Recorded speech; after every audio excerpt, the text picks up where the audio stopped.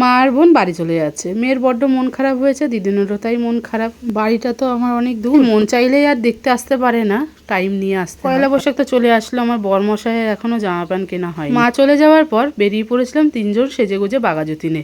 এখানে এত ভালো সেল দিয়েছিল, আর বাঘাযতীনে না ছেলেদের কালেকশন খুব ভালো ভালো পাওয়া যায়। তার মধ্যে ওখানে জোড়া জামা নাকি 150 টাকায় বিক্রি হচ্ছিল। সেখান থেকে দুখানা গেঞ্জি তুলেছি। বাঘাযতীনে এই দাদাটার দোকান অনেকেই ছিল, এত ভালো কালেকশন রাখে না ছেলেদের। ওখানেই আমার বর সবসময় যায়, তো ওখান থেকে একটা জামা নিয়েছে, এটা ওর জন্য। জামা নেওয়ার পর উল্টো দিকে দেখি বালিশের বেড কভার পাওয়া যাচ্ছে। আমার না 5 বালিশের ওয়ারটা নেওয়া হয়নি, তো নীল কালারের নিয়ে নিলাম একটা। আর বর দেখো জোর জবস্তি এই ছোট্ট একটা সবুজ কালারের ব্যাগ আমাকে গুছিয়ে দিল। সমস্ত কিছু শেষ করে ভাবলাম কোথায় যাব, বাইক নিয়ে ঘুরছিলাম, চলে আসলাম লালকায়, একটা ফেভারিট জায়গা।